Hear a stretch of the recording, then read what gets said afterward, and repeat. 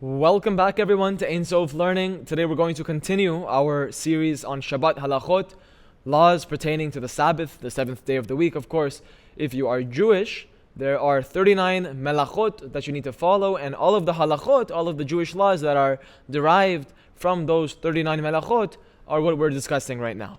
What are the laws? Particularly in this video, we're going to learn about cleaning the house on Erev Shabbat. Erev Shabbat means the day before Shabbat, which starts from Thursday sundown until Friday sundown. That's called Erev Shabbat. The laws of cleaning the house. It's a mitzvah to clean the floor before Shabbat in honor of Shabbat. 31. On Erev Shabbat Chazon, Erev Shabbat Chazon is the day before Tisha B'Av, by the way, the 9th of Av, which is a Jewish fast day which commemorates the destruction of the temple, right, the holy temple of Jerusalem.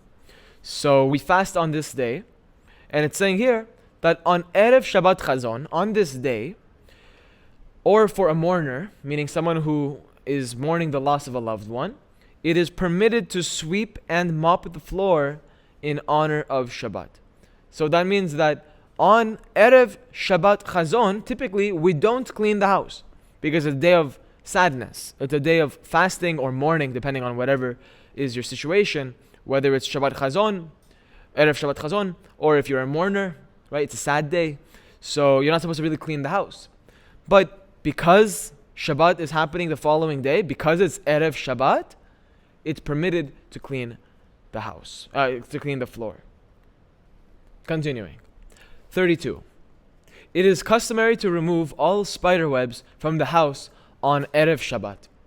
So it's particularly talking here about clearing the spider webs from your house. It's not talking about dust. It's not talking about gunk on the walls. Spider webs. Something very specific. It's very strange. So let's read the commentary.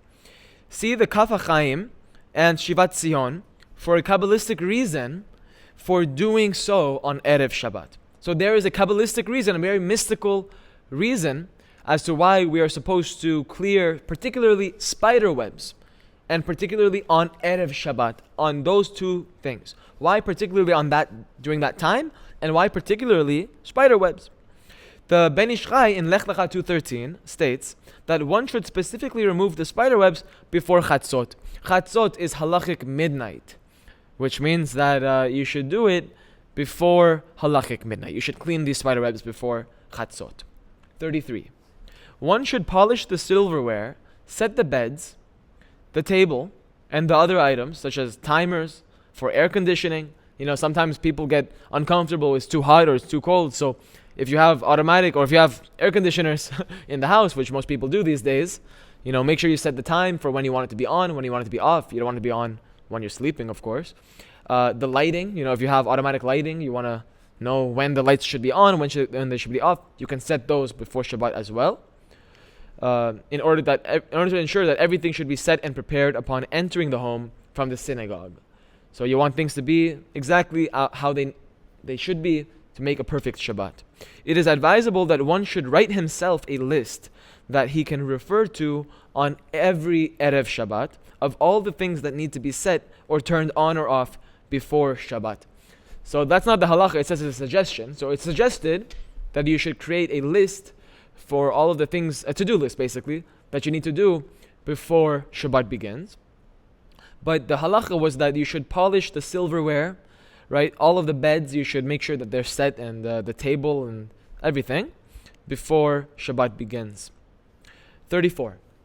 According to Kabbalah, specifically, the woman of the home should set the table for Shabbat.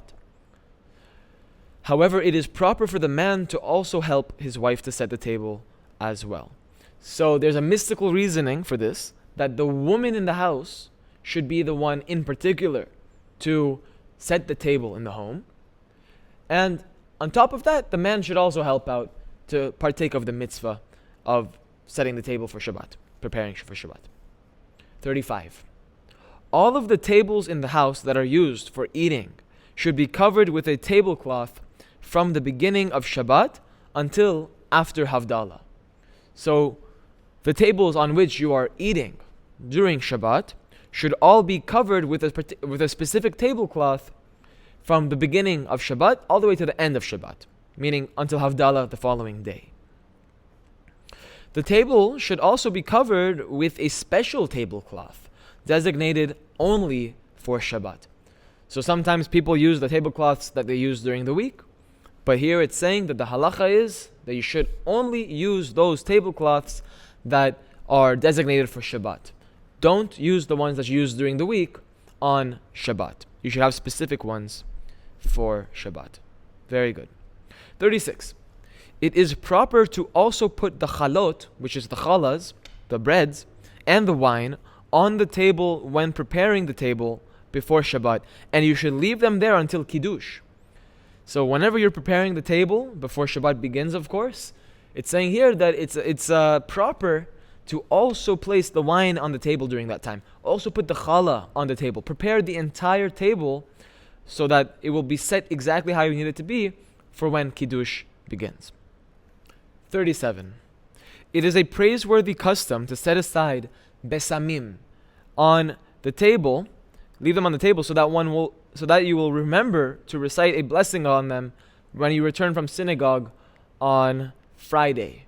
So it's saying here that you should say a blessing on besamim. Besamim are fragrant spices that we typically use for Havdalah, which is the ceremony that commemorates the end of Shabbat. On Saturday evening we say Havdalah, which separates the holy from the unholy, the Shabbat from the weekdays. Of course, we know Shabbat is considered to be a holy day, and the 6 days of the week, the weekdays, are considered to be unholy days, or rather, not holy. Right? I don't want to say that they're evil, but they're not considered to be sanctified. So that's what the besamim are usually used for during that ceremony. But it's saying that it's praiseworthy, it's a custom that you should do, it's praiseworthy, to set aside some of those fragrant spices on the table next to the wine and the challah, whatever it is you're going to be sitting when you're setting the table before Shabbat begins. So that way, whenever you come home from praying on Friday night, you can say a blessing on those spices. And it says that preferably one should use a hadas.